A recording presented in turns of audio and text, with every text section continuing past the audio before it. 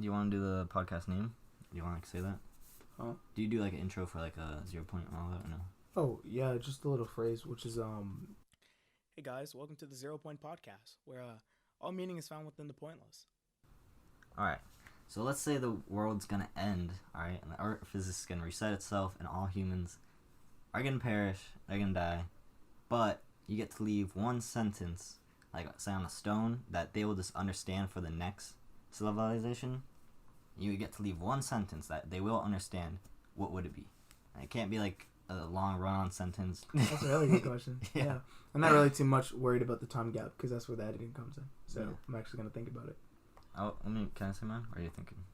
Yeah, you can say yours. Alright, so the run-on sentence I had was, refrain from hurting one another, dwelling within these low vibrations will only be your demise. Comma. It is you within another perspective. Give love to attain prosperity. But he said it was like, that's, a run-on sentence too long, so I'm like, fuck, let me take it back. Because I really want to introduce vibration and how we are one. Also, like, perspective. But, that's really hard to bring in one sentence. So then I was like, you know what? One is all is one. I mean, that brings in micro to macro to, same as above, so below, to, understanding how we're just faces of God, to, all that. So, I said all is one is all. Or vice versa. I think the Divine Paradox by, I know it's your mate Tom, but it's not like it's the second channel he has, so if you just look up like Divine Paradox, he speaks about like how the biggest like egotistical thing to say when like, or a spiritual path that can like take you down to like, just say I am God, and then that's it, like it takes you away from like all things that you did, all things that you will do, and just you don't have to care about, because you're divine, you're fine. It's real, but it's deception, because It is. I don't really get how you get personal power from saying you're God. It's just a fun thing to say. Yeah. Like, you don't feel anything when you say you are God. Because all the ideas you have towards God is what God is itself, potential energy. So, like, you can't just turn your fucking bed into lava right now, because there's an aspect of yourself that knows you aren't simultaneous in the present moment. But I actually have what I would keep to maintain this. And actually, this can be spread as one sentence. So, this is what I'd say for this whole, what I'd have to exist for the rest of, the next cycle, which is, experience the spectrum of your emotions to grow, and you will always know how to assert yourself in each moment, comma, surrender to quieting your mind, and you will never give in to negative thoughts. Those would be, like, the main things that I would bring. Because from there, that could fractal out into, like, preventing violence, the basic shit that you see with tribalism. I like that, because it's also, like, jam-packed, which is good, because then it's, like, they can grab a lot of things from it. They, like, have to decipher it and, like, see how there's multiple meanings for just that one sentence. Whatever it is, it has to be something that the individual can draw as a group understanding. Yeah. As opposed to, like, something so generalized where, like, only the people that are about to take advantage of it can understand. Because that's the mistake that happened with the fucking Bible and all that other stuff. Like how it's showing in Assassin's Creed, how once he died, and he was pretty much like the next Jesus, and he had something written down, they just fucking then it got warped. And then, bro, like, damn.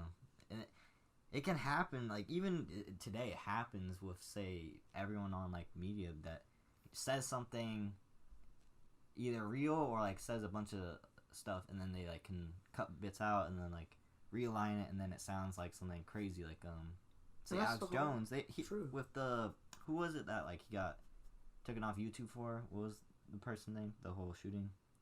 He was saying it wasn't real. I don't know the person's name.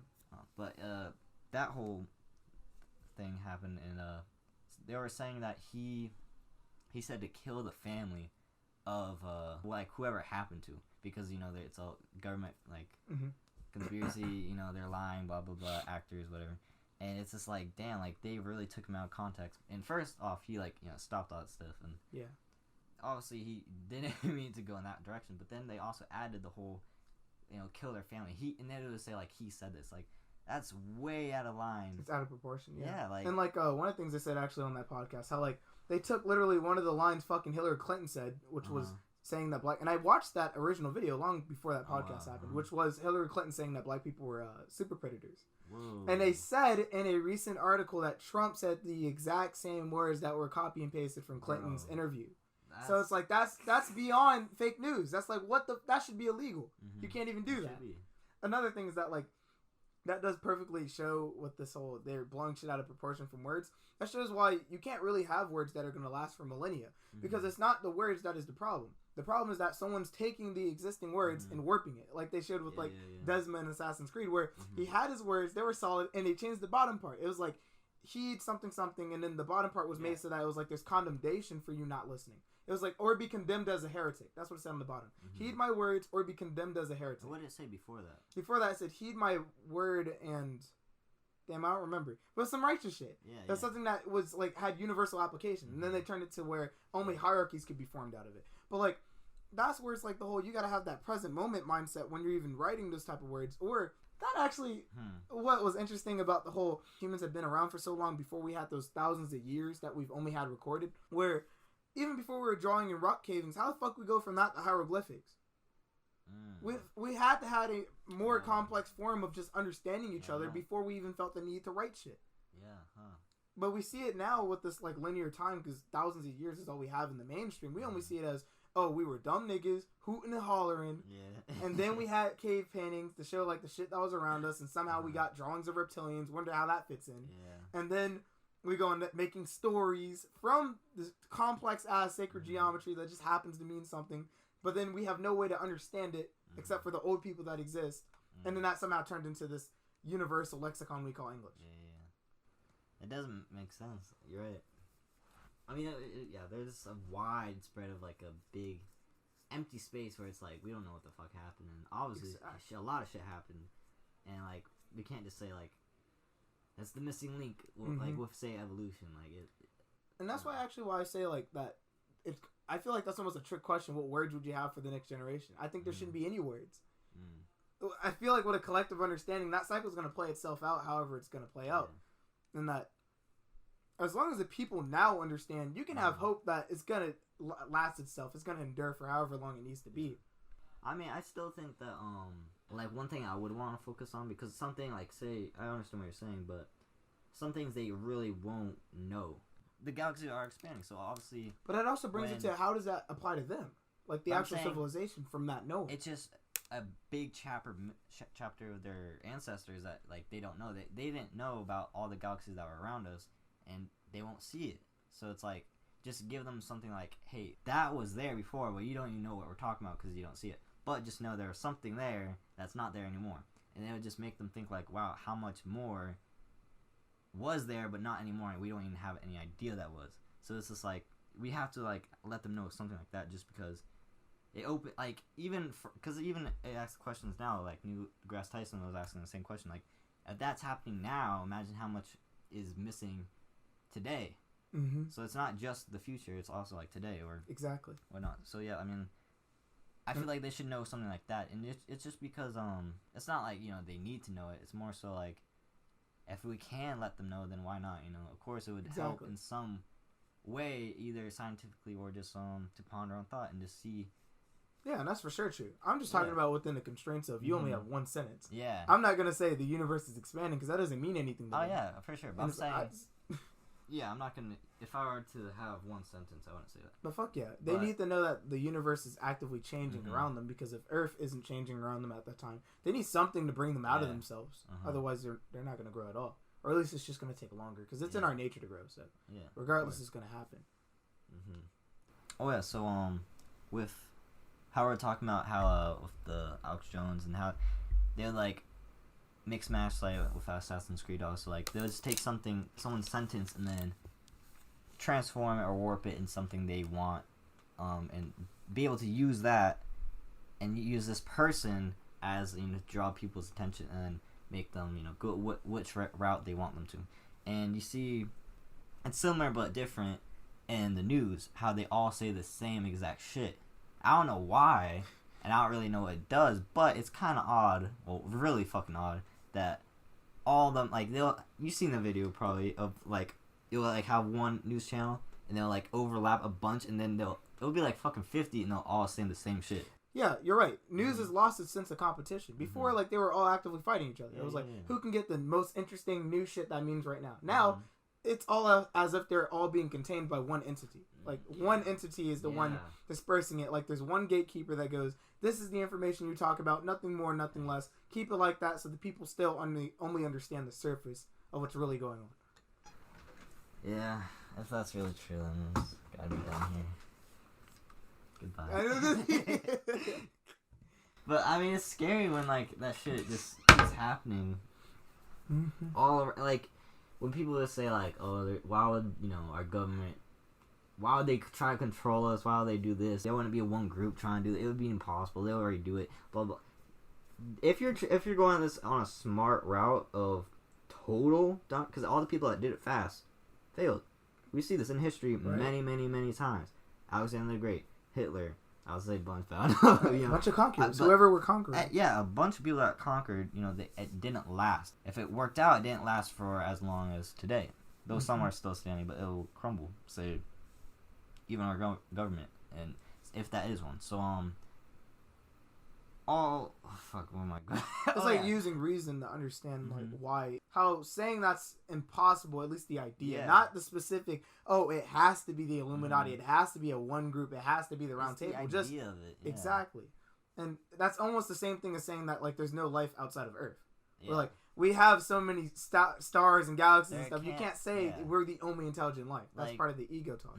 But with that, like, it's bizarre to hear people like say that and so confidently when you say the news source or say what's going on or how all wars start or how it just seems like there's a plan. If you've seen Fullmetal Alchemist, it's like the story of that Fullmetal Alchemist Brotherhood.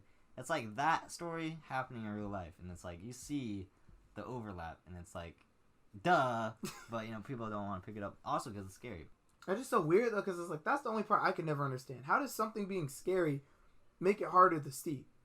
You're looking at it. When you're scared of something, you're looking at it. That's why when the most terrifying things happen to people or trauma, you can't move your eyes away from it. So it's like, how are you... Well, never mind. Cognitive dissonance. Exactly. When you're staring at it, you just say it never happens while you're looking at it. Yeah, like my mom, when I was telling her about the MK Ultra stuff, about what they do, she was saying how I don't want to hear that. Stop talking about it. And she understood. She was telling me like, yeah, I heard about this stuff. And then as I was going deeper, she was like, stop talking about it. I don't want to hear that. It's terrible, blah, blah, blah. They weren't even directly doing it to her, but still worked. So it's like shit like that. It's they're doing the test to those kids to get them cognitive dissonance, and then it's also working on the public who isn't even directly being because everyone's we're in the collective unconscious, and that's all these like researchers care about when they're trying to control people. You just look at the collective unconscious. You don't have to look at the individual. You'll get a sniff of truth when like you hear it, and like sadly it's a lot of like crazy fucked up shit that happens, and like that's where you fucking hear the truth. But as long as you know how to generalize fear, you're good. Yeah, because at that point everything operates autopilot. Yeah, they're not even active. This happens. Those are kind of like fractals of everyone else's own perceptions of fear. So it's weird because it's like they perpetuate the system by just laying the framework. That's fucked. I mean, you see the society like in its like even say look my like painting or whatever that is, picture. That, I mean, all of that been constructed by only a couple people. Of course, not all the buildings, not all the everything, but I'm saying the whole idea. Okay, we're gonna make it here. Yeah, the people who paid for all these people to put it all together, they started by looking at it on a piece of paper. They weren't even individually there seeing the concrete get laid by the people who were just trying to get by and using this as a job opportunity, or people that even moved to these places, these huge metropolitan hubs, just to even like fucking get the money to start working on this shit. Or even when you think about like, there was a couple people that were like, okay, we're gonna make it here, and this is this is gonna be the spot. Only a couple people said that. A lot of people would be that's gonna be too much work, blah blah blah. Don't do it. Only a couple people did that, and look how big it is. Now think about it with the world and big societies, countries.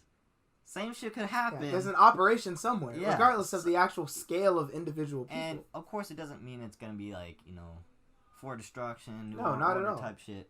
But it's very true that there is people. It's a conspiracy. It's people conspiring to do, something like that. Build a society, build a country. Doesn't mean it's a bad. They don't have like bad intentions. But it depends. If we see bad intentions, then But it's not so hard to understand that something like that can be real just by, say, on a micro scale, which is not even that micro, and then to a macro scale, something like, say, Illuminati. But, I mean, shit. God damn, bro. And that's like, when I think about, like, the whole idea of, say, the world ending and whatnot, and I look at videos for, like, survival or, like, what to do and type shit, it's like, I want to be ready.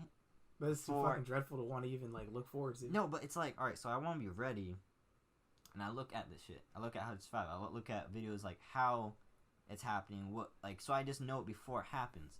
But as I look more and more, it's like, bro, I'm fucking manifesting this to happen. And then, then I'm like, okay, but if I stop and it does happen, then I'm totally unready and I'm not going to survive. So it's like, how do you maintain both thoughts? Yes, exactly. And yeah, that's the dilemma. But I think it's really either be ignorant, be in bliss, ignorance, and, when it happens, you're kind of screwed. Or, don't be in that bliss, ignorance, and, take the hard truth if it is, and then, you would still be living life either way. That's the funny thing. Huh? You would still be living life either way. Yeah, I mean, it's definitely perspective. You don't want to be the doomsday preppers that don't do anything except do that and then make it all negative. Like, if you're gonna already have everything negative, they're gonna do this, that, and you're already living negative, they already ended the world for you. Yeah. Already. And this is an idea in your head that you probably made, so you're because when yourself. Shit was good, you were already thinking about the worst. Exactly. It's still the whole religion mind programming, where it's like, let me future plan before I even put myself in the present. Shit, that fractals out into a whole other thing. Like, planning really is, you can't plan so much. You only plan so far, and it'll only go to the way you want it to go. So much, or even it will just go some complete misdirection, or it may work out but it might not. And say with goals and planning, say like I was gonna do a 12-month or 12-month plan, so it would pretty much be every day I do something that builds up to the week, and then once I do it every day and that week happens, I've completed a goal that complements the month, and then the month complements all the 12 months, and then it's a one big thing to the 12-month, the year. That I'm trying to obtain something, but I have to do something every day that helps for the week and the month, and ever on forth. So, and I see that as working, because it's as long as you can perceive your goals in the present moment, like to a moment-to-moment basis, there's actually nothing wrong with planning for the future. Yeah, but with the flaw with that is that it works, and I can work it and tweak it and whatnot. But it's like, well, if one day I just completely don't want to do something, I just don't have the energy, or I'm doing something, or I'm going somewhere, and I miss that one day, then that fucks with the whole thing. Disrupts. That's the why cycle. you need to have it flexible. That's why you need to have a idea of what it's gonna be, but not concrete. You don't want to have it like, this is written down, this is what I'm gonna do today. Because if you miss one day, then that fucks up that week, that month, and that whole year. So it's like, you don't want to throw everything off, and then you're gonna be like, fuck, I fucked up, and then you just want to slack off more because you're already like, fuck it, and then, say even with fucking NoFap, even that idea, that goal, I'm just gonna do NoFap, then you fap. Fucks you up. So I have that. I actually mentioned that in part of like an unreleased video. But like, the whole problem with NoFap as a community is that by like pre-planning how you're gonna avoid shit, you just when shit hits you, which it inevitably is going to, because sex is everywhere online. We're an online society. It kills you. Because you feel like you're not living up to your ideas, but it's just self-imposed judgments. So there's a better way to handle it, but I wasn't saying anything bad about NoFap, because I'm glad the community exists. Otherwise, I'd still be having like fucking religious programming in my head about, fuck, man, it's bad, I touched myself. Should I touch myself? My parents are saying it's okay to experiment with my body, but then I'm feeling it, and I'm like, God fucking hates me. Yeah. So I just think of like that one joke where it's like, son, don't masturbate too much or you go blind. Oh yeah, or your hairy palms. Oh yeah. Like, I'm trying to concentrate that shit into my beard. Plus the fat man look like a fucking woodsman. Alright. There's a sigil that had a quote talking about that, where basically, like, when I was trying to find the exact fucking wording, but it was like, when you plan for your future, you stagnate the present. Yeah, I mean, even just the act of something in the future and planning that out, you're not living in the present, nor are you actually doing the goals. Though you do need some time to do that sometimes and even reflect, go in the past. But obviously you don't want to dwell on that. And that's the problem with a lot of people that are like dreamers. You don't want to be a dreamer. Fuck that's no. the whole You got to thing. be able to ground it, and you got to Yes. bring it into practical reality. That's why when they like try and push it, be a dreamer, dream They big. want you to stay in that couch thinking with all them fucking ideas. They want your ass unconscious. Bro, be a dreamer. Millionaire. Oh man, I got this idea, but no, actually I'm gonna do this. Oh, if that's gonna work, and then This you just idea, stay this idea, because they take advantage of the fact that you literally can manifest whatever the fuck you think. Yeah. But they don't want you to focus on one particular thing, and you don't want to focus on one particular thing because you keep guessing which one resonates with you when all the ideas resonate with you. And that's a mental masturbator, is when you're like thinking of all these feel good ideas, and I even put that one of my songs is what was it I don't know what exactly the line, I forgot, but pretty much it's saying like all the pleasures and all the feel good things is the blue pill, and that though it feels good feels good in the moment, but it's like that's a bad idea for like everything else because obviously it's not gonna help. And bro, this is what I'm talking about with conscious, like that perfectly fits with like this little diagram of the vibrations with like conscious. You're matching the frequency of the field that they want you to stay in. Like when you're conscious, you know what's good and you're doing the bad. You're stuck. That's duality. Like it's still a man-made thing. It's because the frequency itself is telling you no, it doesn't exist, and then what your possibility is, you know, it doesn't exist. Damn. Because you know you can break out of your own bullshit. Yeah. So it's like by reestablishing yourself in each moment, you become collectively conscious. So we go. That's how you transcend the collective unconscious. You have to be collectively conscious. That's you being source, embodying source as like a physical being. But if we just have teachings, and this could be in so many different shapes, because just like how we were talking about, like every idea you can manifest. Yeah. You can have individualized ways to ground yourself in the present moment, and by doing that, and you can actually cheat the system by hooking your addictions to that. So like porn. Putting yourself in the present moment by realizing that the urges are just urges and that they're emotional states that will pass eventually. Yeah. And you let them pass by going, fuck, got the urge, what am I about to do? I'm gonna meditate. That's just gonna make me think about it more. But if you do have the willpower to be like, okay, this is gonna happen, this is expected, but I'm just gonna, break through it and not let that get me back into, fapping or whatnot. Right. So I mean, it's willpower, and it depends on the person's, like, whatever pulls them the hardest. Like, what's the thing they feel most condemned by? Yeah. Because for most people, porn isn't that thing. For me, it was porn because like sexuality has always been like in my life, and like I'll show on a natal chart or whatever, but that just shows the natal chart just shows how you handle things, not like what's happening to you. Okay. So my particular thing has always been focusing on the sacral chakra. So whenever I'm handling sexual situations, I have to treat it with tact. And that's why it's easy to be enabled by people that like are talking about porn and sex and stuff like that, because it's like, it's easy, bro. It's everywhere. It is. And like the thing that helped me with say if you are meditating, you have the willpower. I mean, there's also a difference between will and willpower, because you can have a will for something, but if you don't have the willpower, then it's not gonna go anywhere. You know, I have the will to live, but do I have the willpower to live? Actually experience and do all these crazy things, or to enjoy living. Yeah. So I like that. There's a gray area, but it's still very different, honestly. But the thing I wrote before was, you gotta have your will, and then once you have your will, build on having willpower, and then once you have willpower, you can build discipline, and once you build discipline, then you can make it consistency, be constant with it, and then you got it, and that goes vice versa. I mean that's. I feel like that right there is honestly like, because this has been helping me with, say, NoFap, with how to do things I want, whether it's music, whether it's working out, even doing my graphic designs. Like, that shit really, really helps me. It might just be because I made it. The way of teaching nowadays should really, really expand on free thinking, and just not giving the answers so much, because in school obviously it's so easy to just, they hand you what you want. Yeah, you can just no one raises their hands, alright, fine, whatever, it's this, okay, like, they don't want to deal with all those 30 kids, and it's a lot to deal with also, so of course. But if you want a good teacher, or someone that just knows what the fuck they're doing, they're gonna, no matter what, even if it slows down the whole year, because obviously that's the problem, is that in a school year, you have to go by the books. You have to go by this level to this level to this level and next level. But if those kids aren't progressing, then how the fuck are they going up in levels? Exactly. It's just because It's just because the time of, school year. Oh, those ridiculous time constraints. Yeah, it fucks up the teacher's own enthusiasm, and that's what makes it harder to discipline your class because you have no fucking willpower. Yeah, exactly. So it's right there. We have a confidence-based society, and we're being drained of it because we're told to focus that energy, our solar plexus, in the shit we don't care about. Yeah, mainly money.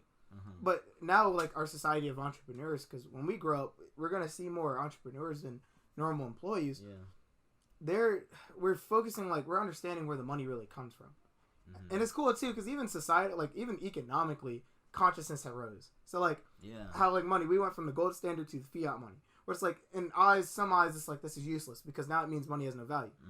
Exactly, because money has no backing and it has no value. We put value into it, so that even like the consciousness of what money is had changed to like how we see things. And even with the entrepreneurism, it honestly almost coincides with the whole conscious awakening.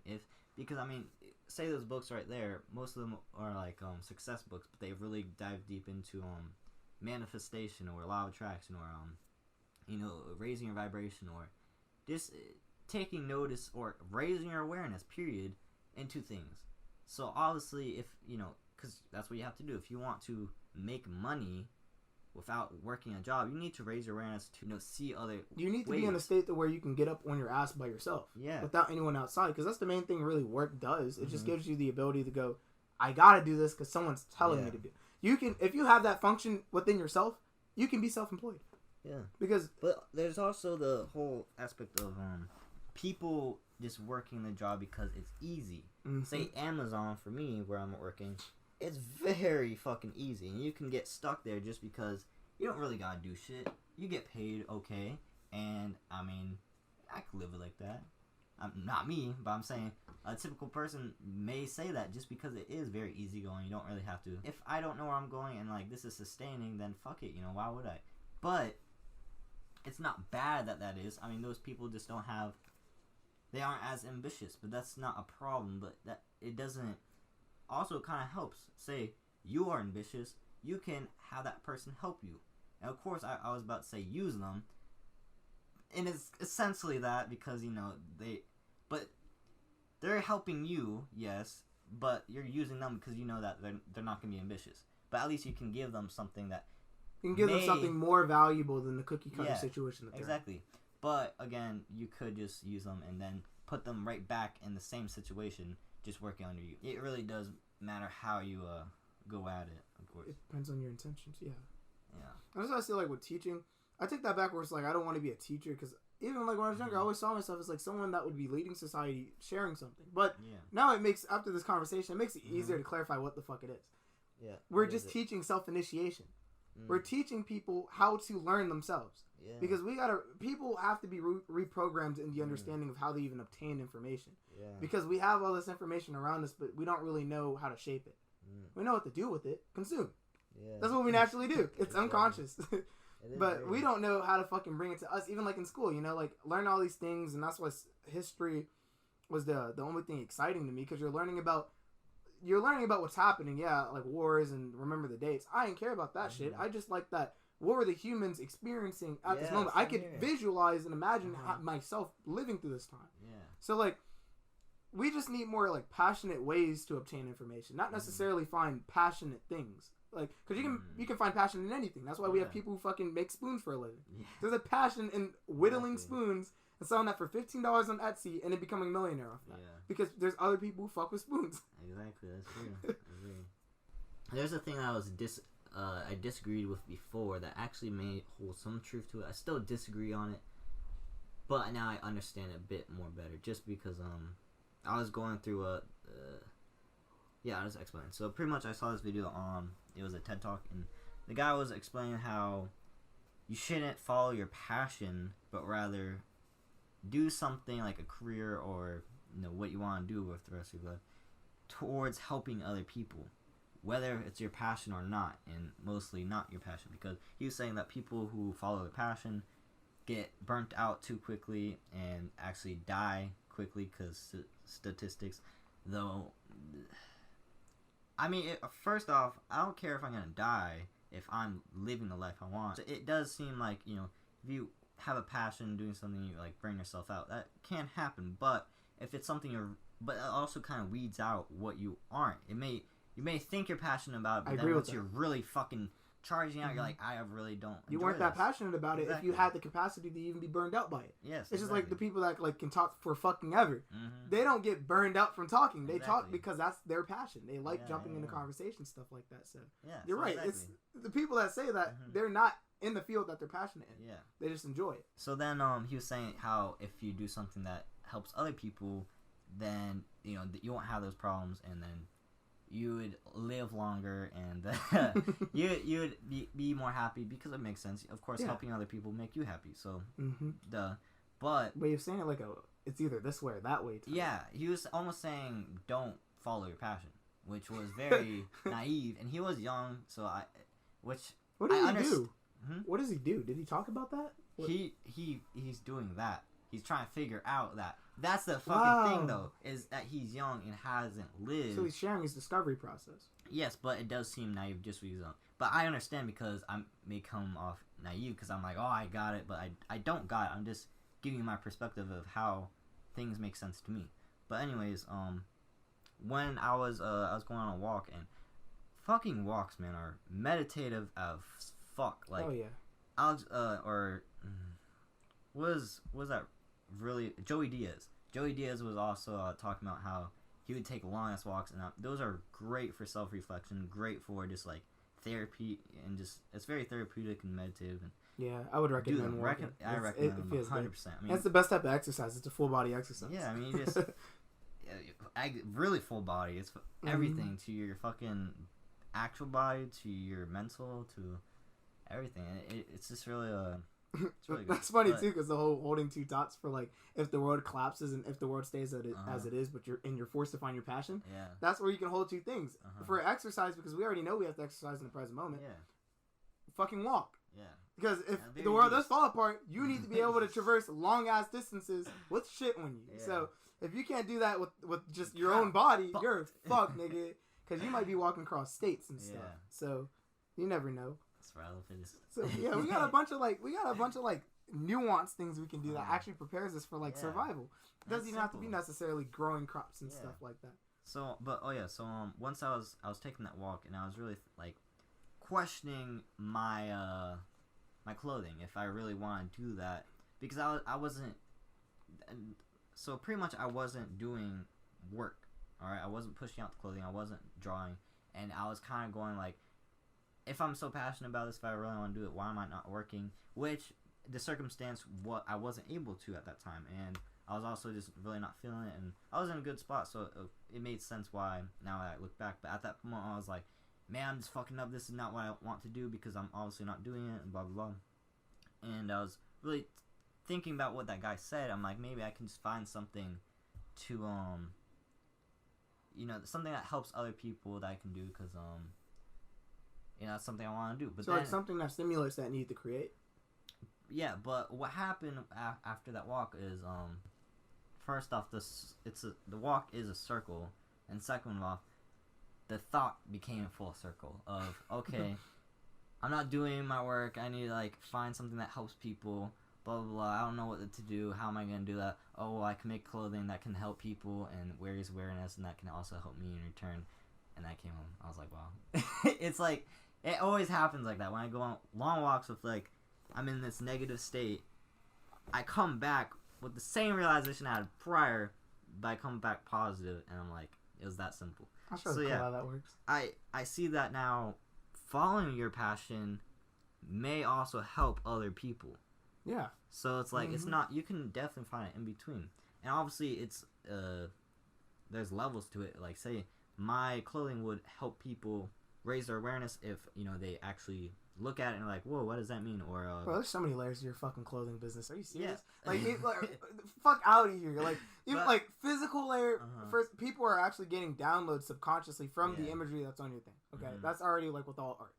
The second thing, it's being based off of movement. Clothing brands don't even exist solely to sell clothes. Most of them have a meaning behind it. Yeah. And if it's something in the millennial movement where it's like, this is shit that's present moment right now, not some 1980s or in World War II when we started our company. This is so we can support the troops and it'll bring fabric over this shit's going on right now. We need people to rally. Bro, I mean, that's the only way you can really present some idea or whatever you want. Where you gonna have a picket thing or no? Just wear it on your clothes, and it can look good too. So like, why not? And then it's the premise of clothing too that leads so many opportunities. Like I'll tell you an example. Like yesterday when I was at H&M. Yeah. What they do with their clothing is they'll let you bring in. They have like a recycle system where they don't even have to be H&M clothes. People bring in any type of those clothes. Not only, and it's this whole symbiotic consumership, where you bring in any of your clothes you don't want. They'll give you a 15% off coupon, and they deconstruct the fabric into their new clothing. So see how that like saves costs for you making clothing, and it gives the person a sale for the stuff you already want them to buy. And then not only that, the stuff that can't be well, actually, that's the funny thing. The whole repurposing into the fabric was a secondary thing. The first thing was it goes to the less fortunate, the clothes. Oh, cool. But if they're fucked up in some way, like has some holes or something like that, that's what gets reconstructed into the fibers for the new clothing. And you'll see it too, because when you're at H&M, there'll be like tags and it'll show like the recycle thing, and that shows that shirt or those jeans or whatever were repurposed. That's cool. That's what I like to see is like shit that's recycled. But yeah, now I see that there is layers to say even clothing. So as simple as clothing, because it may a lot of people don't take it for fucking granted because we wear them all the time. Yeah, because obviously I can't say it's clothing so you're able to wear it so it keeps you warm. But no, because we're in abundance of clothing right now. But if I'm going this more adventure like camping type clothing, then obviously that's gonna help major actually keep you warm, keep you dry, all that. But anyways, a lot of people don't like the whole fashion world because obviously this like slaves and what are they, workshops or not? Sweatshops. Sweatshops. And how they have kids working those, and it has a bad name and all that because it's in fashion, all that. But that's not gonna stop me, or you're not gonna pin me down to that, because obviously I'm doing this shit myself. I'm not having no fucking 20 children doing my shit. And exactly, the industry ain't got shit to do with the person actually making a business within it. It's like when we try to put a profile, or even like saying how Chinese people will be smart, or black people will rob you, or if it's a white person, they're rich or something like that. It's what was that called? It's like right on the tip of my tongue. But yeah, you understand what I'm saying. And it's generalized. It's just like this person, we just have this, the idea of this group of people is this, and the group of this people is this. So with say fashion, they're gonna be like, oh well, it's in that group, but it's not. It's, you gotta understand that individual person or that individual company, business, whatever, because obviously it's not gonna be in that same area of whatever. Say if I'm in the hip hop like rap game. Oh, so could you say actually the creation is always gray, but the creator can be black or white? Because like with the universe, for example, like this image, how they say the universe is only constructed out of love. It's created this one distinct force. That's black or white in a sense. Yeah. There's uniformity and then there's formless.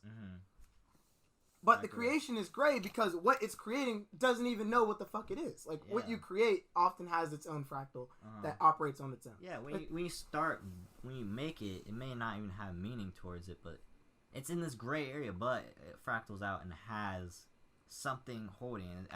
It actually has information, it actually has something that makes it bigger than it may seem that at first. So yeah, I agree with that 100%. Yeah. That's cool how you came with that. It's because of you, bro. You gave me that epiphany. I mean, that's why, like, human beings need to really work with one another or even conversate, because even conversation builds on epiphanies. It builds on... Bro, you can't grow without an external reference. That's why we can't demonize what is external and material. Because that's the shit we've been working with all our lives. Yeah, exactly. We can't just run off. It's like the fucking baby. Like, you sucking on the titty of your mom, and you just rip off that shit and just... start trying to walk. It's like, nigga, your bones ain't even developed to start fucking walking. You still need that calcium. Yeah, 100%. Because I mean, say and that's we are social mammals, because obviously when like people go in like isolation or what's it called? I was gonna say isolation tanks, but that's not it. When like say in prison, you go in isolation. Yeah, solitary confinement. Yes, that fucks up. That deteriorates your psyche. Yeah. And obviously, it's obviously from that you can see that we do need some human interaction, and you can also see that the psyche, it needs to bounce, like, it can work on itself for a minute, it can figure out some shit on its own, but after a while, it really needs someone else to, like, confirm and, like, make sense. Because if I'm alone and, say, waking up, even simply that, waking up, I could have gone down a whole different path just because I wasn't speaking to anyone. And I could have gone fucking crazy. I could become, like, a schizophrenic. But I had someone there to talk to, you, and now we can, like, understand and, like, ground ourselves to, like, okay, this makes sense because of this and that and that. I'm like, okay, you experience this too. Okay, it's sort of normal. And then, you know, we advance, but we can still ground ourselves. It's not like you have nothing there to ground yourself except your psyche that may already be off the fucking walls and you may be bonkers, but and that connects perfectly with fucking Naruto too. And it's like, just like how you were talking about with what was going on with predictive programming, how that was paralleling with Assassin's Creed. All of our pop culture media that we consume parallels to real life. Like Naruto, the point I am right now, because I'm still in the original series, they were Gaara and Naruto. How like they're the perfect yin and yang, where Gaara and Naruto have the exact same upbringing. They grew up alone. They had something within them that isolated them from everyone else. And the only distinctive thing was that Gaara stayed isolated, and Naruto had people to hang on to. I like how you bring that up because it shows what could have happened to, because it could have been vice versa. Naruto could have been in Nagaara's shoes because he is, but he instead got friends. But it's like you see, and that's another thing of we are all one because that is him just in a different shoes, different life, just different experience, different history. So it's like I say again, I could have gone crazy just because say you weren't there. If you weren't there, that would fuck up a lot of shit, honestly. And I can say the same for myself, too, honestly. Yeah, so it's like, and just that one thing changed a lot. And there might be someone exactly in my shoes that didn't have any external reference for his thoughts. And so he kept containing them, and then they got repressed, became subconscious, and he became a serial killer. Exactly. And also, with the solitary confinement, I don't know if you heard about this. There's a dude named Albert Woodfox. This nigga was left in jail for fucking 43 years in solitary confinement. They forgot about him. And that's a testament to how fucked up the prison system is. Because just like with car dealerships, just like with how's he getting fed? Memberships, they feed you in solitary confinement. But how they forget about him then? His files. So many people are actively going into jail, and it's like, it's not jail isn't as individual as they make it look like on TV. They didn't even care about like the person in there. They're just like, no, you're a fucking file. Oh man. You're a file on a computer until it says you get released. Or you get your bond hearing. So he was in there for 43 years? 43 years. And of course he was black. But what happened when he got out, though? Oh, yeah. That's a good fucking question. I remember I thought he did sue. Would he even, like, be able to sue? Like, he'd be able to sue if he actually even gets it heard. That's another thing. I would even... What would be life at that point, bro? Like, what is life at that point? I would not know what the hell is real or not. I can almost guarantee you he does not function the same way at all. No. And probably will never recover. I'd be like shitting on the floor in the middle of the road and think that's normal. I'd like... I mean, gosh damn, bro. You'd be hallucinating probably too, just like to make yourself feel more comfortable. Did you see the same fucking environment? Yeah, you're 43 years. And you have nothing external. You have no pencils. Crazy, you can't draw shit. You can't listen to music. You can't. You're gonna be in your head 100% of the time. You're gonna go crazy if you're dwelling there for. I bet you just like fucking like, even if he was like ended up being homeless, he'd be a type of person that would stay in like Starbucks every day and shit like that. Like he just is addicted to hearing like human conversation, just normal ass sounds. Cause you just been stuck at hearing fucking the electricity of the walls and fucking your own humming and your thoughts and shit. Oh Lord. What would you do if you were in solitary confinement for like? I would be good for the first 2 weeks at least. That's the longest I could ever will myself. I'll tell you that right now. 2 weeks. How many hours is that? 2.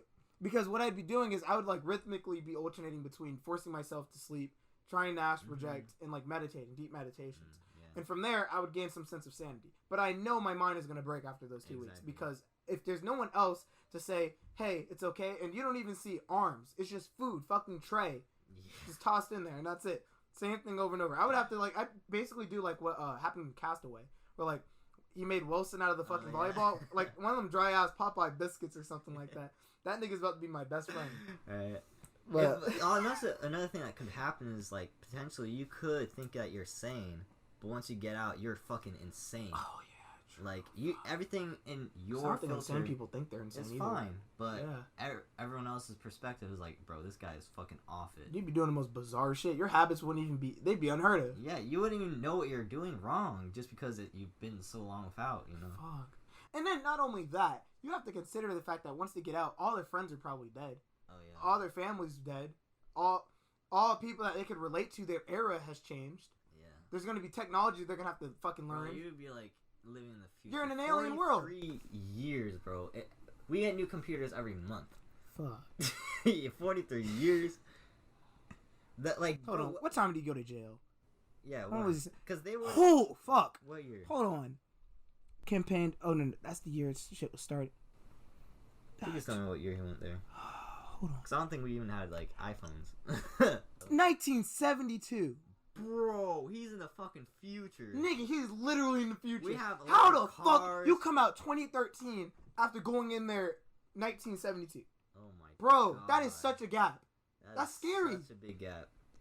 Yeah, weed become illegal in states. You're like, wait, I got arrested for this. Bro, I'd probably create a fucking story in my head in that solitary confinement about like what would happen. Because then he's imagining throughout all these years what the world could look like before he gives up on it completely. Fuck, unless that was the only thing keeping him alive. Seeing what the fuck. Hopefully that iPod will come. It's like some shit like when he was watching Star Trek. They showing like all the shit. Is like, hey, at least some of that stuff was accurate.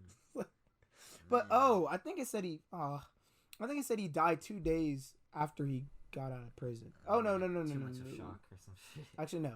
He had 2 allies with him who were in jail. This is related to the Black Panther movement. And back in the day, like the Black Panther movement, they were I think Reagan, whoever the fuck was reigning that day, in that era, the Black Panthers were a terrorist organization. So that's how they were known to Americans. And it's even harder to understand like the truth back in the news times where it's physical paper. They and were shit. just really actually trying to help their people, and the only way they could was through weapons of violence. Because they were getting fucked over by weapons of violence and gangs and like the stuff that was normally happening in that community, along with police brutality when it was actually police brutality. Yeah, not saying that there isn't police brutality now, but it's more spaced out than it is as it's being shown, and that's the problem I have with news. News tries to seem like we're all separate from each other.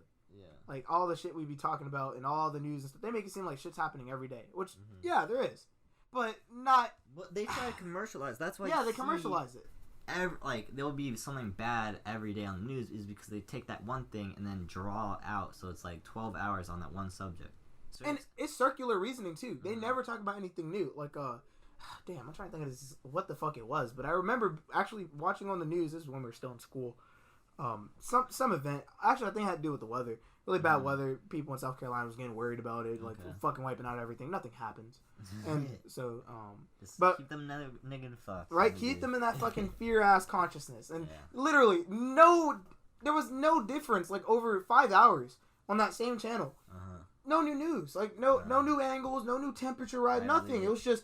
This could happen, this could happen, this could happen. We don't really know. This person says this could happen, this could happen. And it loops back between the same fucking anchors saying nothing new. If you like the news or even watch it, like what I like to do is like my dad likes the news for whatever reason. He likes to know what's going on, although it's like a very corrupt or just one-minded perspective, like what's going on. But anyways, I'll look at the news, I'll watch it for 2 minutes. And I'll get everything I'll need. Because if I look back at that TV in 12 minutes, it's going to be talking the same shit. And I'll ask my dad what is happening. And he'll be like, and he'll tell me one thing that's happening as he's seeing it. And it's like, it keeps you in the present moment. It keeps you. And you realize, like, news is kind of, just the way they talk is kind of hypnotizing. You kind of keep listening, even though they keep looping the same shit. Because every word they say is perceived as new information. Just because the way they talk. But it's the same shit every time. And it's like, god damn. That's why you can watch for 2 minutes, get everything that they're talking about, and then if you come back, they're still talking about the same thing. They're just saying different words and saying it in a different way and acting like they're getting new shit, but it's really just... That's fucked. Yeah. And it's hypnotizing for sure. I mean, like, my dad, he didn't know what they were talking about. And when I asked him, he was like, oh, shit, you know. And it's also, like, it's almost like you're acting like you want to know what's going on, but you're actually... But you're not really interested. You're partly scared and you're partly curious to, like, how you can understand the world more. But you're not actively going, hey, how is the world actually doing? Yeah. And you really can't know unless you're going outside. Yeah. You can't go outside if you got a 9 to 5. Yeah. And you got bills. And you're stuck in your house and you got kids. So it's like, kids, all these bro, are a fucking trap. Oh my god. Don't even fucking tell me, bro. When I had those 2 kids over and like, I was like so sad. Or she had a 3rd daughter also, but man, I feel sorry. Kids are a trap in this age. And I'm not having kids until I know I'm alright. Until the world's alright in some form to where I can openly be like, I don't care if you go to public school because you're smart enough to fucking know what's real and not. And also, like, and you can still socialize with kids. It pisses me off when they don't teach their kids the right fucking way. Because first off, what I really don't like, and I may not understand, I may be ignorant for this, but when you talk to your kid like a fucking baby and they're like at least 7 or some shit, smart enough. You can talk to them like a normal human. If you want them to be smarter, talk to them like an adult. And then they'll start speaking like adult. If you talk to them like a baby, they're gonna be fucking baby minded. Yep. And they're gonna be spoiled. They're gonna be enabled by your own behaviors, and you're gonna be mad at them for shit you taught and reinforced. Exactly. And this is what's really funny with these cultures because that's the direct inverse with black people. Black people, they'll talk to you like they'll address you like an adult and whatnot, but they'll get mad at you for expressing yourself. So it's like you're shutting down my ability to express, but you wonder why I'm a hard ass nigga, like why I don't want to listen to rebelling stuff like that. And it's funny because it's like this actually has nothing to do with race, but it's just common in those 2 things where it's like I've seen both. Where like they'll talk to people like fucking babies, and it pisses me off hearing it because when I was younger, that's all I ever wanted. I just wanted to be respected as of the same age because like there's no difference between me and you. Like even I understood that when I was little. And actually I did get that respect just from like the way I'd present myself, the way I'd talk and shit like that. But on the flip side, it's also annoying as fuck where they talk to you like you're supposed to understand all that they're talking about. So like I grew up my grandma with my baby cousin Kendall, where it almost feels like I'm this boy's like I'm vicariously his father. Where like I treat him like how it's cool because it's almost like how it's like practice for if I was a father, because it teaches me things like patience and like tone is the only fucking difference you have to worry about with your child. You don't have to fear the shit that you fucked up on and all this, but actually fuck all that because we're talking about younger ages because Carter's like 2 and you're talking like 7-year-old where you're actually old enough to like be cognitively like available. But even with a baby or like Kendall's age, Kendall's like 5, 6. He's in like that phase where it's just normally you perceive it as damn you're annoying as fuck. Why you keep doing bad shit over and over? You're not actively learning. And then it's like you fucking wonder why because you're talking to him in this way where it's like you should know better without teaching them how they can know better. And then you're punishing them with the black way by beating them. And that's what's always angered me. You cannot teach your kids by beating, but at the same time, which is where like this is the naivety, because I understand there's times where you have to hit your kids. Like if they're about to do something extremely dangerous, that's the only way they're gonna understand what the fuck the present moment is. But that's it. Keep it there. Because I understand. Like you got it. If your kid does something really stupid and they really don't like la where it didn't matter to them, you gotta fucking let them know that they did something wrong. And if it's really bad, then fucking hit them or hit them before it happens. But if it's something they did wrong, you have to have patience, like you were saying, because patience is, I mean, it's probably one of the biggest things with having kids. If you don't have patience, you're not gonna be a good mother or father because it's literally a fucking game of patience. You have children screaming and whining and crying and saying I want this and that and blah blah blah. If you don't have patience, you're gonna go crazy, or you're just not gonna care. You're gonna want to disassociate with that child. If you have patience, you're gonna when they do something stupid, you have to explain to them what they did and why they should not do that. When they ask why, don't say I said so. That's the biggest fuck up ever. Yes. My parents said because I said so. I don't learn shit from that. This means you don't know why. You just probably annoyed with me, or if you really can't answer the question, then why are you stopping them from doing it? Because you don't fucking know. That's you just such don't a fucking good point. That's a weird, because all the time you hear your parents, they're just like, because I said so. Every time it's like, that's why I was hard-headed growing up. Every time I hear that shit, it's like, you don't know shit. Exactly. You don't know shit. Because you telling me that and you can't even fucking back it up by spending 5 seconds to say why. Nigga, if you just explained that to me, I would have stopped. Honestly. You have to see yourself in your kids. Yeah. Hypothetically, what if you do something wrong, you ask why, they said because I said so. You do the same thing because you want to understand why. You're going to ask the same question why, or try to figure it out, and then they say the same shit, and you're going to keep doing it until you get the answer, until you figure it out through the experience, or they tell you. And if they force you through one experience, such as you get beat for doing something that wasn't even that serious, all you do, two things happen. You gain resentment for that parent because it's like, why are you physically hitting me for shit I don't understand? Yeah. The second thing, though, which That's is such the forefront of all of this, is that by you hitting me, I'm gonna get desensitized by your consequence. So you beating me don't mean shit no more. And like, bro, when I used to get beat when I was younger for shit, I purposely would not make a noise. I would hold that shit. I guess that's why, like, even with pain, I don't feel it. I have a high pain tolerance because of that shit. So, like, I would just, like, purposely, and we'd always make a joke out of it. Like, my siblings. Like, we just... And they use a fucking belt. As I got, like, a little older, I don't know, like 7, I don't know what age to stop beating. So when I went to middle school, we didn't get beat no more. Or nope. That's a lie. Probably like 7th grade, that's when we could stop getting beat. Or, 6th grade. 7th grade, just about. We were old enough to where it wouldn't make sense. I'm in a white family, so what I did is just cry before I got beat, and then think I'm already, like, punished. You know the worst fucking feeling, bro, when you guys like, can I go to the bathroom? And you fucking sit there and you just contemplate reality before you get that ass whipping. Mom used to make me pick the fucking belt. I remember that. And it wasn't like a habitual thing. I just remember when I was like a new thing, like I got a fucking update for a game. Like, you got a new feature, nigga. Now pick your weapon. I'm like, fuck no, I'm about to pick the weakest one, you dumb bitch. I'm like, that'd be so, and it's like, no, I don't like that one. Pick another one. Oh, Lord. And then that fucks up your psyche right there. What the fuck is free will? It's like, but like, I dead ass though. I would just not fucking make a noise. Hit. And I go out. Or like, and also, what also is fucked up that I don't think anyone talks about is how if you got siblings and y'all get beat, and most of the time the beatings come from like group situations, so like your sibling, you fucking around with your brother, and y'all both do something fucked up, it gets one of y'all hurt or whatever. When y'all, and normally how mom did it and dad, they always saw it as like fairness. So like the sense of fairness was kind of funny because like that's what always got brought up. And then when you grow up seeing hypocrisy in whatever form it is, you're just like, how the fuck is when I say something, that shit not fair, but then when y'all do shit, it's fair. And the only excuse is because we're the parents. Yeah. It's like, nope. Nah. I'm not raising nobody like y'all. But unconsciously, that's what makes you raise them like you, because the whole persist thing. Like, you're going to raise just like that the more you resist how they are, instead of just analyzing it and letting it go. And that's why, like, you see so many times, like, people become like their parents. And not realize it. Yeah, if you resist it, it's going to persist. You're going to... Like, even say my sister, you know, she's starting to act like my mom or my dad, and she learned a lot. She grew as a person exponentially, but she doesn't want to become like my mom or dad, and it's she's becoming like them because of that. And it's weird because it's like... You would think it'd be a direct opposite. Yeah, but it's like, even when we bring it up, she answers the question or goes at it as they would.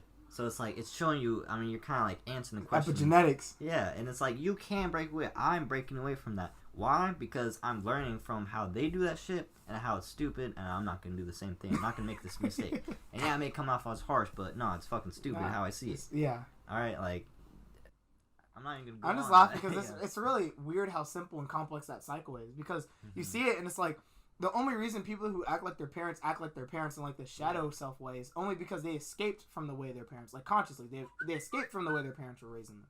They didn't actually like tackle it. They're just, man, I hated back when I was beat, this and that. Yeah. And then they have a kid and they have all those pent up emotions that their parents neglected in them. So they start getting fucking impatient when their kids start doing dumb shit, because when you were doing dumb shit, it got punished. So you're like, oh, I'm gonna punish you because you're being dumb. But then that's only in the unconscious mind. They're seeing in the present moment as, but it's different. I'm not doing it as the same as my mom and dad because this nigga did that. Yeah. Semantics. Same fucking pattern. Shit. And it's funny because it's really simple to break out of. It's just something you have to fucking figure out. What the fuck did your parents do that raised you that you didn't like? Yeah. All right, you admitted it. Write it down. Shit, I don't care. I saw a video about this. I was saying like journaling was like the most thing that led most people to success, and I never thought about actually including that in anything I like try to teach because. That's just a subconscious thing for me. I've always had to like write down how I feel or how I see things because it's just, for me, it gives me relief. Like I get the actual weight off me if I'm having a bad day, and I write the core lesson of what it was. When I don't feel right about something, when I was learning, because I'm learning about energy work, they tell you that all pain is psychosomatic, which means all physical pain comes from your consciousness feeling a sensation that it already passed, a lingering pain. So because of this, all of your emotional pain has a physical location. So whenever you're feeling pain, like you're talking to someone, you feel jealousy, you can physically feel where. Or like your heart starts fluttering. Of course, you feel like, you know, butterflies in your stomach, stuff like that. If you actually focus, you know how we can get in trances pretty easily and meditate and stuff? All you have to do when you feel pain and suffering is just remember that spot. And it heals itself by itself, and it's weird. And I've been doing this so far for about a month, and it's been working. That location? Yes. And all we have to do is understand our sensations, and then we can actually heal the pain or suffering or memories, stuff like. It's easier to let shit go that way, as opposed to like logicizing it. And that's what I was doing with journaling in the past. So that's how I know for a fact it doesn't help. And that's why I never really liked therapy, like with like going to a psychiatrist, because that's what they do. I don't need to fucking pay to do what I already do naturally. Yeah. I don't need you to tell me how my emotions are and then put a fucking label on it and then prescribe me medicine for it when I just know what the fuck the problem is anyways. Yeah. I just want to know how to let go of it. Most of the time I don't teach that. Yeah, and I don't like how they fucking prescribe you something and then like make you take it. Because say if I'm a drug dealer, alright, and what if I'm trying to get you into some other drugs, what do I do? I say, hey man, like try this if you want, like it's pretty cool, I try blah blah blah. What do like the pharmacy do? I prescribe this, take this every morning, 2 tabs. Like they're not asking you, you know, they're telling you to do it. Yeah. And it's just like, you know, it's obviously I understand that it can help you. It has benefits and all that. That's not even the point because it's still in the scale. It's not even what you were looking for when you went into it. So it gives you this sense of false hope because you think when they prescribe that shit to you, it's like, oh, lit. I take this, it's over. And then the pain's still there, and now you're just taking higher doses. And you wonder why. Shit, yeah. That, like, the whole... That's why we have that opioid epidemic, is because... First off, I mean... Painkillers. Kill the fucking pain. What? Of course you want to Doesn't pain come from killing something? You're telling me to take more of that shit? Okay. And then you can kill yourself doing that. I think the problem here is numbing. Yes. You become too numb. I mean, everyone wants to become numb. It's a paradox in itself. You want to become numb to the situations, but then we hate being numb. But then when we're numb and we can't feel anything, we're like, we don't want to do that. Yeah, we're stuck in these two extremes of not wanting anything. If we're stuck, we're in a loop. If we're experiencing going about, when we're in cycles. One spiraling out, one staying one continuous loop. But the thing is that, like, say, like how I was telling you earlier, how supposedly we were just breatharian. All we did was breathe, and we would telepathically talk to each other. The gift that was given to us was to eat and word, to speak to each other. So now where we're at is, hey, we want to become breatharian again. And we want to go back to a cycle that's no longer relevant. So it's like, how is it a gift to us, yet we want to go back to it? And it could have been a gift, but it's odd that, you know, we want the opposite now. And oh, you know what's funny though about that? Huh. Like when we have gifts, they don't even last that long. Gifts eventually, after a while of owning it, it becomes possession. So we don't even perceive that thing we were gifted as. Like this laptop, it gets gifted to me. It has that high, that dopamine rush of oh shit, this is mine because it's new. Yeah. Years pass, it's just my fucking laptop. Yeah, it's just you drop it a couple times, it's whatever. Say with phones, you carefully put it somewhere and stuff, but then after a while you just like start throwing it, not caring. Yeah, it's like that. But say with, you know, it's the cycle that we're always in. Once we're given something, we want the opposite after a while. So like say if I just explained with the telepathic and breatharian to food and word, and how we want that vice versa. But now it's also with we want to become numb to certain situations and certain things in life. But then once we are numb, we don't want to be numb. And then, like, that's how you get, like, say, emo people when all they can feel is pain, and then, you know, they self-harm or some shit. And, like, that's a scary thing to be, like, that is to get to, because I understand how easy it is to get into. Yeah. Because, again, there's no external... Actually, no, that's a lie. The external references are enabling you to do what you want to do, because you're surrounded by people who are like, fuck pain, too. Let's get numb, baby. And then they all high, all cutting each other. The only, like, thing... Alright, at least from my perspective, that's people would probably get pissed off, is the only reason I can see why you would cut yourself is to gain attention. Because if you were to cut yourself, then it's like seeking out help without having to say anything. They see that you're in a bad place, and then someone should at least, you know, ask about or try to help you out because they see where you're at. Or you might be really just mentally unstable or have some type of mental issue, and which is not a bad thing. It just happens sometimes. You might be born with it or whatever, or it just might be prominent because of the experience you have. Like when you cut yourself, it makes you feel real, because it's the only thing you feel you have control over in your life. But that's the thing is like to that extent I can't even. It's very hard for me to even like put me submersive into that like perspective like understanding, because I really don't understand. If I'm cutting myself down, I have to at some level think like I know I'm real, or I know I'm like at some level, or even if I cut myself once, after a couple or you keep going, then it's like first off it hurts.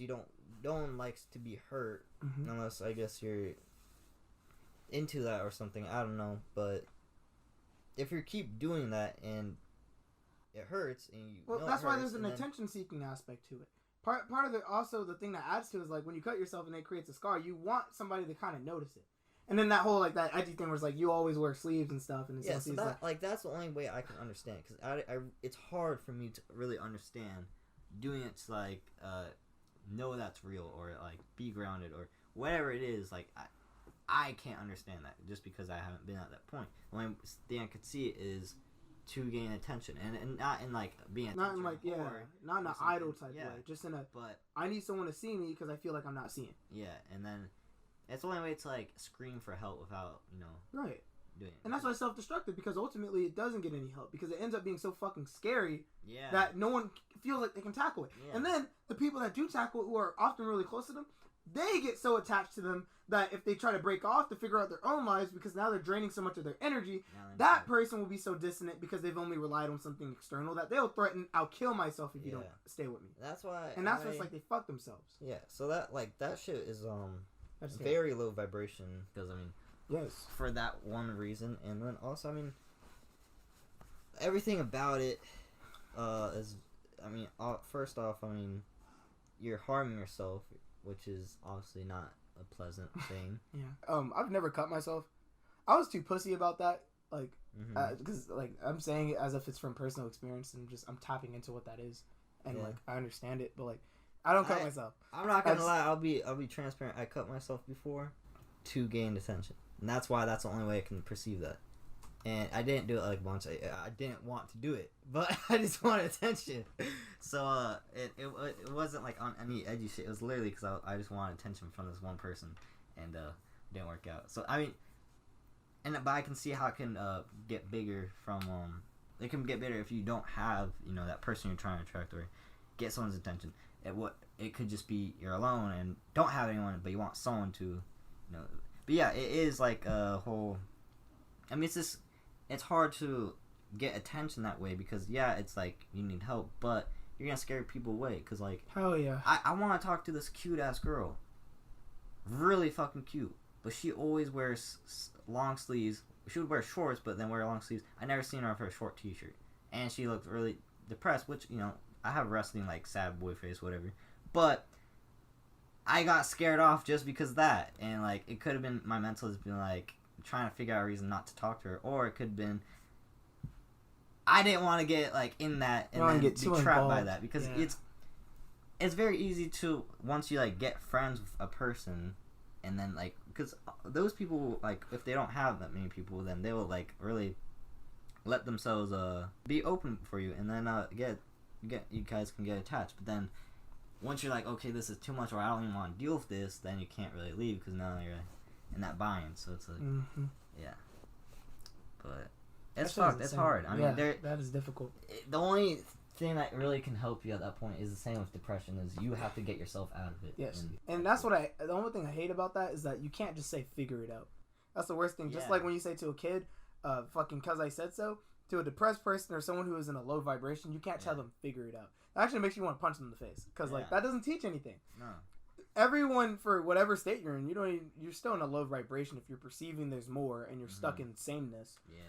You just need self-initiation. You need a way to pull you into wanting to act on your own volition. So however the fuck you can do that, do that. So reading books on self-discovery, like The Alchemist, I highly recommend that book. Going out, actively being in nature, taking walks, long ass walks, trying to eat better. Actually, the easiest thing, because it's hard to switch from eating how you already eating better, it's way easier to switch from what the fuck you're drinking to just distilled water. That is big, because I was like, I haven't changed my diet, and it's hard to like switch up what you're eating. But if you're drinking water, switch to, obviously if you really like drinking other shit like soda or juice, then just okay. All I will drink is water and drink distilled water, and then you're straight. I've been doing that for a long time, and I see no difference except through my health. And I don't care about not drinking juice or soda or whatever because I didn't care really before, and it's like it's only better that I'm not drinking all that shit. So that's pretty cool though. Like by drinking water for so long, like just water, you do still have an impermanence about liquids. Like you don't really give a shit if you're at a restaurant and then they're like, hey, what do you want? And you're like, fuck it, I'm at a restaurant, I'm gonna get Sprite. Yeah. And you drink Sprite. So whatever. You're not gonna fucking die, nigga. It's just the point of you drinking water is because one, it's healthy and you're gonna be flushing out your system. But by prioritizing that, a huge portion of what you consume, you'll stop getting addicted to sugars. Like I get so many times like family be like, you want to like say finish this cookie or do you want this that like a muffin or like something that has a lot. Like I will say no to a lot of things. I would just say like yeah sure, like it wouldn't be anything, but now I'm like so conscious of like that's sugar, that's a lot of sugar, and like I just don't want that. And like it's one thing is because I'm trying to discipline myself of obviously when you take a bite of that it's a lot of dopamine. Doesn't mean I don't eat sugar, don't get me wrong, I still eat like sweets and whatnot, but I definitely don't eat it as much or much as you don't consume it unconsciously anymore. I'm not gonna be like a fat person that will be like I'm gonna go on a diet but then they do it for one day and then go back to like the same shit every other day. We were actually talking about that with porn. You gotta ease up. It's simple. Like just if you're drinking water, instead of like if you get gallon water, just get the first off. It's cheaper. Mm-hmm. Right. Very cheaper. Big facts. Money is if you're really struggling with money, switch to fucking distilled water because Walmart that shit's like less than $1 for a gallon, and I just get like 4 of those. Just about 4 of those. Yeah, I get every 6. once in a while. But I don't go to the store that often, so yeah, it works out. But I mean, if you're getting a whole, first off, you're saving plastic. You don't have to waste as much plastic because when you get water bottles, that's a lot of fucking plastic going through. And then hell yeah, you're saving money and it's better water. And if you don't know what distilled water does, it's pretty much think of it as you drinking a liquid magnet, and it pretty much absorbs all the shit and like toxins and like all the shit that you don't need in your body. When you drink distilled water, it doesn't have the best water retention just because it's pretty much pure water. Think of it like it's pure water. There's it's nothing in pure. It. Oh, actually, I want to talk about that too because one of the things people keep talking about, which is absolute bullshit, is that they'll say that distilled water leaches minerals, and so it's dangerous, and so you shouldn't consume it. What? Yes, it's leaching minerals. The shit in your body, it's getting that out. That's all it is. Yeah. Food, all the food and junk food we eat and stuff, because they're positively charged, the system, not specific individuals, the system wants us to consume things in a way that our body remains acidic. Distilled water, which is negative ions, you're creating a detox in the body. Mm-hmm. We want to return it to an alkaline state. And doing simple things like switching from juice and sodas to distilled water, even if it was just fucking bottled water, more than you're drinking soda. That's good. Just make sure you're consuming water more than whatever else you're drinking. And if you're bougie, then, get the alkaline water with a good pH level and all that shit because, alkaline, of course, but, yeah. What I'm thinking about is there a way to, like, put any, like, copper in your water? Because, obviously copper is, like, a very big thing for, humans. And, I mean, yeah, I wonder if, if you put it in it, what would happen? If you would see any, like, increases or benefactors of that is interesting. Because I know copper is... The normal shit we have in our water, which is, like, those nanoparticles of aluminum, which is a byproduct. It's just... Yeah. No one's putting aluminum in our water. It's a byproduct of the factories and stuff. That's going into our water system. So it's not being poured in. I think that's an important distinction, to not think everything is conspiracy. Yeah. It's just a lot of the things that are killing us are a result of us having this society where the things we create have a lot of waste. Mm-hmm. So if we can cycle that, we'll be good. Or like fluoride. Fluoride, it's not the fluoride that's really doing the damage. It's the fluoride that activates aluminum to be carried up to your pineal gland. Mm-hmm. Which I don't know exactly how it works. I'm not a scientist, but I mean, same thing with toothpaste. Anything with fluoride. There's nothing actually wrong with fluoride. Mm-hmm. You need calcium fluoride. Calcium fluoride is the healthy shit. Mm-hmm. Sodium fluoride is what's in our toothpaste, and what is the bad stuff, which is activating that aluminum. You could look at brain scans of and they'll have the only thing that will be in white is like the skull is hard shit. Hard. Alright, your your brain isn't hard, so it's not in white. It's like this gray. All right, but then if gray matter. If you drink a lot of fluoride and you look at the people, mostly older people for obvious reasons, but if you look at their brain scans, they'll have a white dot in the middle of their head because, or it'll look like that. But yeah, it'll. God damn, that's a bad one. But yeah, you'll have a spot where it's just hard, and it's like because it's getting calcified. It's fucking crystallizing. Crystallizing is bringing up the aluminum and then just hardening it and enabling it to work like that right there. Oh God. Like say Tom's toothpaste, or I think it's literally called organic, like coconut. Ooh. Fucking coconut toothpaste. It's pretty much like coconut something. I think coconut like butters. I don't know. It's all natural shit. Like it's not, everything on the ingredients you'll know what it is. It's not like a bunch of hoopla that no one knows what the fuck it is. Like made up words almost. Mm-hmm. Yeah, that's the scariest thing when you see like what is it? Soda, say per se. Like soda, you look at the ingredients and you will not know. Half of that shit's code words. There should be like easy to understand ingredients that you can easily search up and be like, what the fuck is this? Yeah, when I Google something and it shows me a block of like powder and that's in the drink, I'm just like, it's like half solid and half powder. I'm like, what? And it's like somewhat metallic or something, like delicious, flammable. It's like that's in my fucking stomach. Wow. Yeah, you don't want that. But yeah, like check for sugar. I think it was ice or Fanta. I don't know, some type of. I know Fanta got all that fucking syrup in it. Yeah, you don't want that pineapple syrup. Fanta. Ooh, that shit had me fiending, nigga. Yeah, it's not good. I had to get off that shit.